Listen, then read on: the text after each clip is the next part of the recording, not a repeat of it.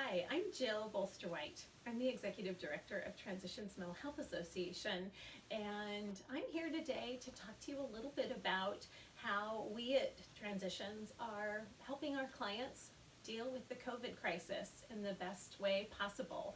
We're also really wanting to make sure that the community's mental health is forefront in our minds, as that's an important part of our mission. I'm here today safely distancing with our clinical director, Megan Boaz-Alvarez. Good morning, Jill. Good morning. We've been talking a lot about the impact of COVID on our clients and our own families. Do you mind talking a little bit about that, Megan? Sure. I mean, it's really been a huge adjustment on both fronts. At work, it's been how do we convert to telehealth services and continue to support our clients that we serve, and at home, it's how do we do telegeometry, which is new and hard. And as I watch my kids try to adjust to this, I think the disconnection from their friends has really been the biggest piece.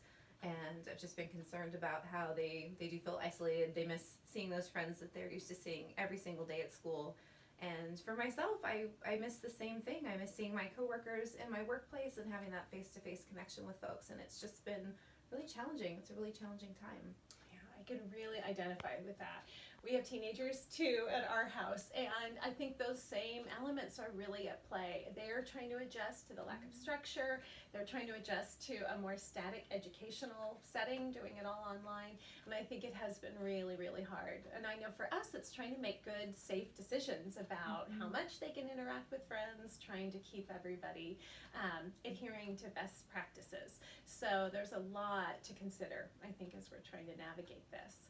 Luckily, here at Transitions, we have a program that's actually specifically intended to deal with families, and there's someone I want you to meet.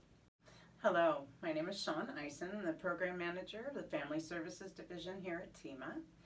We are here to offer family support in a variety of ways, one-on-one with our family support specialist, tying people to our support groups for more communal support, just discussing the everyday difficult challenges, especially right now with any behavioral issues in the home or how you can work on your own self-care. We are here to support those with youth or adults that might have some mental health issues or behavioral issues. Please feel free to call us, make contact. I can tie you to one of our staff at 805-540-6571. And now we'll cut back to Megan for some self-care tips. So I do have a couple of wellness tips I'd like to share to just support us all in taking care of ourselves as best we can in this challenging time. For my kids, I really think it's making sure that they can connect with their friends and connect with their friends face to face. So my family's made the decision that we feel like bike rides are okay, skateboarding with a pal is okay because there's some built-in social distance. My daughter's even hosted a socially distant picnic where everybody brings their own blanket and they sit on that, but they get to see each other face to face and they get to really connect. And I think it's so important just for our mental health that we're connecting with the people that we care about, and that's made a huge difference at our house.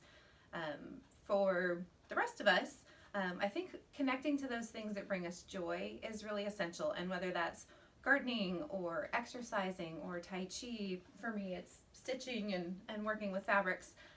Finding time to do those things that bring us some joy is part of taking care of our whole person, and it's part of what enables us to continue to take care of our families, get our work done, and navigate all these other things that we need to navigate. There's one more resource I wanted to mention, and that is the SLO hotline, which we run here at TMHA. That is a resource that's available 24 hours a day. We can offer help with stress, with crisis, with coping skills. Our staff and volunteers do a fantastic job of knowing about all the different community resources that are available from mental health and other needs. So I would really want to encourage people to reach out for that support if they need it for themselves or for a loved one, friend or family member. So please keep that in mind as well. And so appreciate you checking in with us here at TMHA. If there is anything we can do to help, give us a call and we'll do our best to get you connected to some support.